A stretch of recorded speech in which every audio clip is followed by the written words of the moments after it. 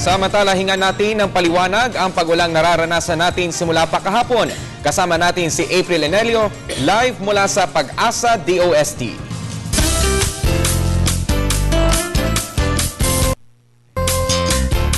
Salamat, Rob. Patuloy ang pagdadala ng pagulan ng northeast monsoon sa ilang bahagi ng bansa. Kaya sa lagay ng panahon ngayon hanggang bukas, ang Metro Manila, Central Luzon, Calabarzon, Bicol Region at Mimaropa ay makakaranas ng moderate to occasional heavy rains o thunderstorms na maaaring magdala ng pagbaha at pagguho ng lupa. Habang ang natitirang bahagi naman ng Luzon ay makakaranas pa rin ng mahihinang pagulan.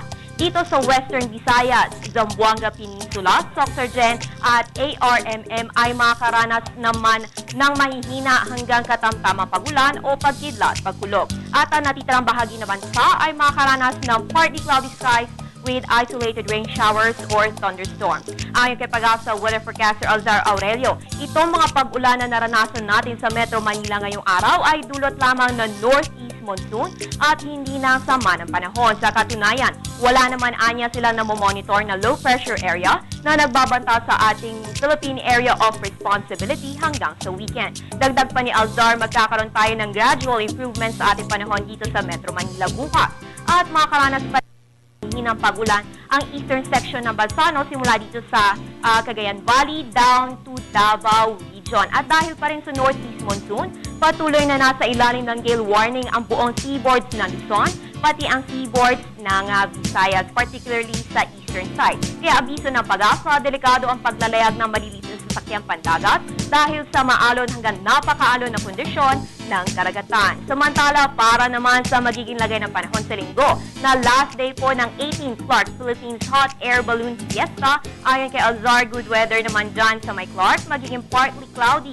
to at times cloudy ang kalangitan na may dagdiang pagulan. So sa mga pupunta dyan, ay makakapag-enjoy kayo sa kanilang nakahandang mga aktibidad tulad ng hot air balloon, skydiving at aerobatic shows at marami pang iba. At para naman sa mga walang pasok sa Lunes, kung kailan ipagdiriwang natin ang anibersaryo ng EDSA People Power Revolution, maganda pa rin po ang panahon. Asahan lang ang posibilidad ng mga dagdiang pagulan, kaya pwede rin mag-enjoy sa labas ang ating mga kababayang walang pasok sa Lunes. Sa iba pang balita, inalis na ng Pag-asa ang yellow rainfall warning sa Kamaynilaan at ilang mga karatig probinsya.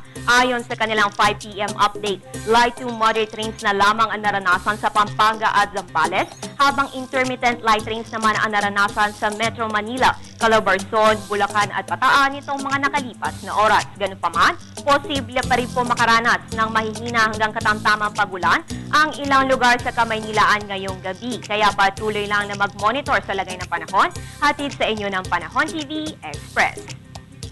At yan ang pinakahuling balita mula dito sa Pag-asa DOST. Para sa Telebisyon ng Bayan, April Enelio.